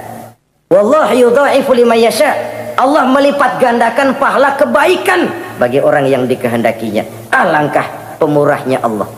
Dosa kebaikan berlipat ganda, dosa kesalahan seimbang dengan kesalahan itu.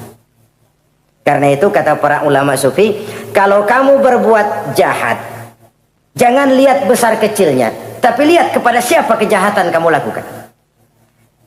Kalau kamu mendapat kebaikan, jangan lihat besar kecilnya, tapi lihat siapa yang ngasih kebaikan itu. Kecil dosa kita lakukan, tapi kepada Allah. Sedikit karunia yang kita terima, Allah yang ngasih. Logikanya begini. Saya ketemu menteri, dikasih duit 5.000 perak, 5.000 rupiah. Karena yang ngasih menteri, itu duit barangkali saya jadiin jimat. Nggak saya belanja-belanjain. Saya simpan. Kenapa? Buat bangga-banggaan, buat cerita-ceritaan. Saya ketemu menteri masa nih 5.000 perak dikasih. Menteri yang ngasih 5.000 rupiah, saya simpan, saya jadikan kebanggaan. Bagaimana kalau yang ngasih Allah, yang serba maha, maha kaya, maha adil, maha tahu, kita lupakan. Akaltum ni'mata rabbikum walam tashkurulah. Tiap saat kita namakan nikmat Allah, tapi kita lupa bersyukur kepadanya. Padahal Allah janjikan, makin kamu pandai bersyukur, makin aku tambah nikmatku. Tapi kalau kamu tidak pandai bersyukur, awas, azabku itu amat pedih. Jadi azab, nikmat maksud saya, bisa berubah menjadi azab kalau kita tidak pandai mensyukurinya. Saudara-saudara kaum muslimin rahimakumullah, dari uraian singkat ini saya ambil beberapa catatan utama. Pertama, nilai manusia dalam pandangan Allah adalah ketakwaannya. 14 abad yang lalu, sebelum orang teriak-teriak tentang hak asasi, Rasulullah sudah mencanangkan semangat persamaan ketika beliau bersabda, "An-nasu kulluhum li Adam, wa Adam min turab, la fadla li arabiyyin ala ajamiyyin illa bitaqwa." Seluruh manusia berasal dari Adam. Adam diciptakan dari tanah. Tidak ada kelebihan Arab dengan yang bukan Arab kecuali takwanya. Di situ nilai manusia dalam pandangan Allah. Takwa bukanlah kulit. Oh, itu kalau sorbannya paling gede berarti paling takwa. Belum tentu. Wah, tasbihnya panjang-panjang. Belum tentu. Oh, jenggotnya jengser. Belum tentu. Oh, kumisnya tebal buat nyaring kopi kali. Itu kulit, kulit perlu, tapi isi jauh lebih penting. Sehingga Nabi katakan, at-taqwa hahuna. Takwa itu di sini, di sini, di sini, 3 kali. Di hati, bukan di serban, bukan di tasbih, bukan di sajadah, bukan di sarung. Di sini, di situ takwa. Penggeraknya adalah hati. Dan untuk itu Allah menyediakan fasilitas keutamaan. Diberikan jalan keluar dari berbagai kesulitan, diberikan rizki dengan jalan yang tidak disangka-sangka, dihapuskan kesalahannya, dimudahkan usahanya, diperbesar pahala kebajikannya. Karena itu, untuk mengejar posisi di hadapan Allah, tidak lain adalah takwa. Allah tidak bedakan manusia dari keturunannya, warna kulitnya, tapi dari ketakwaannya kepada Allah. Orang yang takwa disebut muttaqin, dan itulah nilai tertinggi manusia di hadapan Allah Subhanahu wa ta'ala. Semoga kita diberikan kekuatan untuk mencapai martabat takwa ini dan mendapat keutamaan-keutamaan seperti yang dijanjikan Allah. Sekian dulu jumpa kita kali ini. Insya Allah lain kesempatan kita jumpa kembali. Terima kasih atas segala perhatian. Mohon maaf atas segala kekurangan. Usikum wa iyaya bitaqwallah. Wassalamualaikum warahmatullahi wabarakatuh.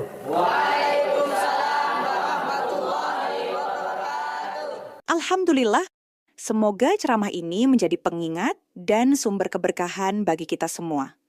Dukung terus dakwah ini dengan subscribe, like, dan share channel ngaji di Teras Online. Wassalamualaikum warahmatullahi wabarakatuh.